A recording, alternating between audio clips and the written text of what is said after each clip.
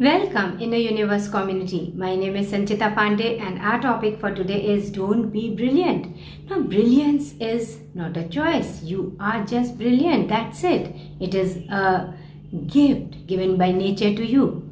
By brilliance here, I mean logical intelligence. I mean the intelligence that we take into consideration in schools and colleges. Rote learning, competitive spirit, that is what I term as brilliance. The society terms as brilliance. It doesn't take into account your natural gifts. It never takes into account your emotional intelligence. If you are gifted in a particular subject, in a particular thing, you are a genius. You are intelligent. But logical intelligence gives more importance to you do something, you get the result. So whatever the society approves of, what happens is when you are brilliant in this sense of the word, you are a conformist. You only work to please others. You make your teachers happy, your professors happy, not concerned about your own emotional health. Whether you are feeling happy or not, that is never your concern. It is just what looks good on you. This is what the society approves of, and you keep doing this, not realizing that somewhere your soul is not getting that natural food, it is getting stifled, it is just not happy. So what does brilliance in this sense do to you? Brilliance only magnifies your ego because it shows you instant results, and then you actually feel like somebody superior. It builds on your ego and it curbs your learning. It never allows you to fail. You'll just not do anything new because you may fail. You just want to succeed in whatever you do, and that success must come soon. But the next question that arises here is that everything begins with our thought. So all the inventions and discoveries were once a thought. That is also the work of brilliance. But the surprise element here is that these have all come from by people who were termed as average, below average in society. Their teachers and their students, their peers used to scorn them for being not up to the mark in studies, be it Einstein, be it any inventor or discoverer. Most of them, for example, the Wright brothers, were not even trained in engineering, and they invented the aeroplane. So you see, it all depends on how we use our imagination, how we use our intuitive intelligence and imagination. Now, another question that will come to your mind is, intelligence works because that helps you to solve problems. You have to call a spade a spade. Yes, that is all right. But being in what is throughout will just curb your another feature of your intelligence, which is the imaginative intelligence. You will never be able to tap into your imagination. And Neville Goddard has said, imagination is God. What you can imagine, you can create in your life. Now, when you do not imagine, you are just preoccupied with what is, and that is what you will keep creating. So, whatever life you are leading now will keep repeating. The same thoughts are repeated, and you are going to create the same life for you. So, to come out of this, to build up something too big, to build up a legacy, to leave a legacy behind, you need to be imaginative. You have to use your intuitive powers which lie within each one of us. The only thing is whether we are using these intuitive powers or not. Because logical intelligence, brilliance makes you competitive. And I know about a girl who used to stand first in her class right from KG, kindergarten, and what happened is in her board exams she stood second because the copies were being checked by outside sources, and now just a few marks difference between first and second. But this hurt her ego, or the process that I have never been second in my entire life, whatever it may be. that made her take her own life. So you see, it never allows any space for failures. It never allows any space for listening to a no. What happens is you never start, you never work or give any importance to the inspirations you get. And so what happens ultimately is you just are good enough to follow a path of conformity. What looks good on you, what the society says yes to, though you may not be feeling quite good about it. Our emotions and our well-being and health are connected. In most of the schools, when you say, I had viral fever or I had cold, and so not now, because if you say you had cold, they'll ask you not to come. But earlier, if you said you had viral fever, they used to laugh at you because just for a viral fever, you miss your school. We have not been taught to give importance to our emotions, to give more importance to our health. We will read, study, do whatever, even if it means ignoring our health. So this is a sort of conditioning. What is happening is, why do brilliant people do not succeed much in life? Because they cannot imagine, and so they cannot create. Another thing is, because of their logical reasoning, they stop themselves from venturing out into a new path, from venturing out to do something new. Yet another thing is, they stop themselves because they are being conditioned by other sources, and then they too condition everybody around them. There is something known as toxic positivity. That is, be positive all the time. When I am not feeling good or when life circumstances are not really good, why should I feel positive? That is fine. That is quite true. You have the right to feel sad sometimes, but don't carry on with that sadness for very long time. So you can be sad for some time, but get up and get going after that. So it should be for a shorter duration, and for more period of time you should be joyful, because that is your natural state of life. Well-being is your natural state of life. Joy, peace is your natural state of life.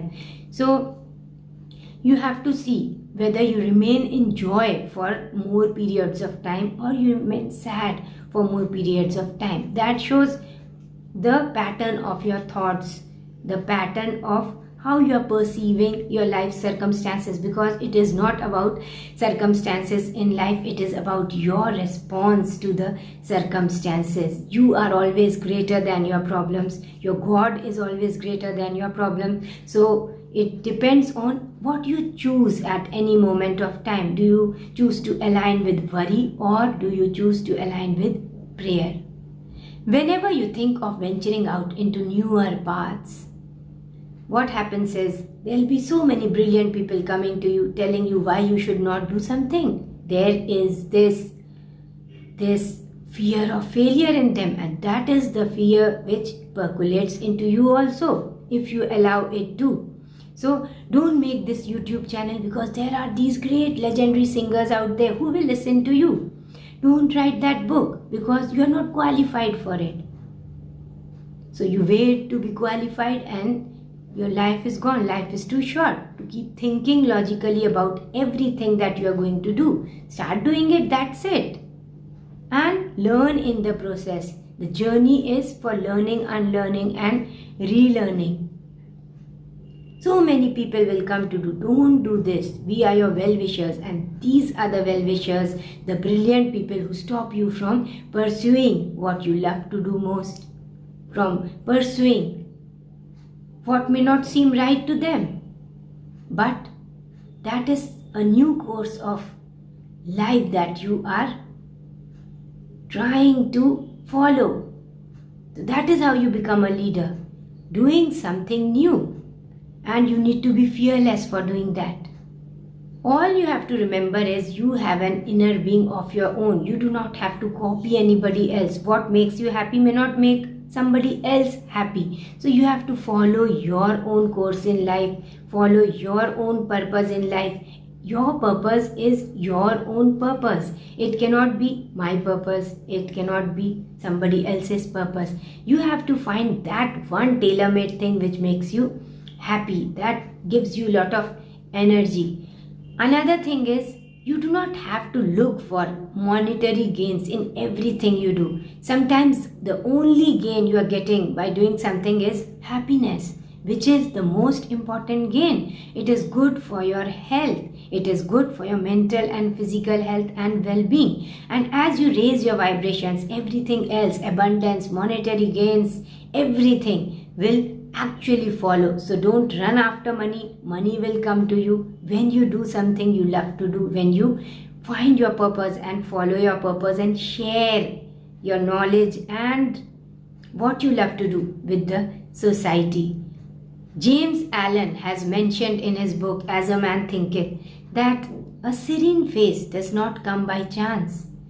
He met an old lady who looked very serene, absolutely young and smiling, and he was quite surprised, and this made him wonder what made her so. This was because of the thoughts and actions that she had been accumulating for all these years. So in your young age, you may look beautiful, but as you get older, your inner being reflects on your face. Your inner being reflects in your actions. So that is your true self. So water your true self, water your soul. Do what makes you truly happy, and just silence the outside voices, those brilliant voices which stop you from pursuing your passion, from pursuing what you love to do most, from pursuing something which makes you happy, but maybe it doesn't bring you any monetary gain. But actually that is the most coveted thing in your life, because that is giving you something which you cannot buy with all your money. Well-being, you cannot buy with all your money. Joy, you cannot buy with all your money. Peace, you cannot buy with all your money. Love.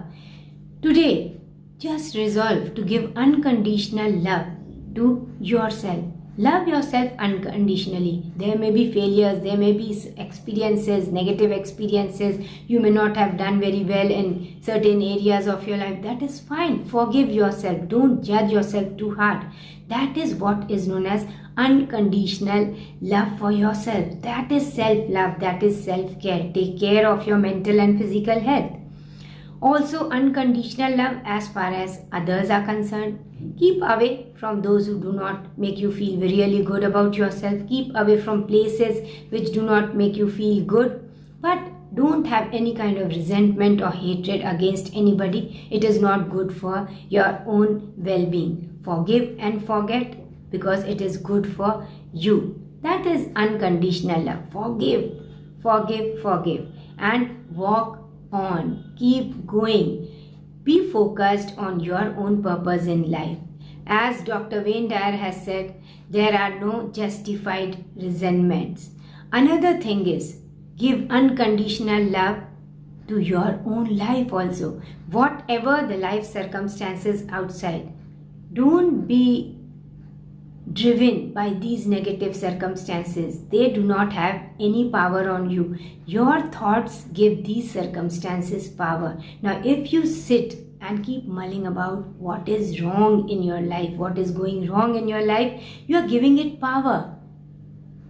Remove your focus and focus from all the negative things in your life. Whatever is not going on well, accept it. Yes, it is there. Don't ignore it, accept it, but don't keep on focusing only on that. Shift your focus. That is your choice. You can make this choice this moment, in this now. Shift your focus to what is going on well in your life. What do you like about your life? The little gifts that you have already and the little blessings that you are enjoying in your life. What is going on good in your life, and that will change your state of mind. That will make you a bit joyful, and as you become joyful, more joy will follow. You are going to attract more people and things and everything, experiences that bring more joy in your life. That is how you change your life. And imagine more. Imagine what you would like to make your life like. What would you like your life to look like? Imagine that. Imagine as if you have already become that. Imagine as if you are already living that. Feel the breeze. feel the satisfaction of having received your desires. Visualize you are standing there doing it. That is how you create in your life. So start creating, because you are the co-creator with the universe and you have limitless powers, because the divinity we talk about lies within you. This is all in this video. Thank you so much, Inner Universe community. Your actual brilliance lies in having faith. Your actual brilliance lies in prayer. Your actual brilliance lies in your miraculous internal powers, which is imagination and intuition. Tap into your superpowers of imagination and intuition, and you feel limitless, you become limitless. Thank you so much for joining me here. I send you my love and blessings. You know it. I love you. And I pray that your life is filled with lot of abundance, goodness, and may all your wishes come true. Thank you. Namaste.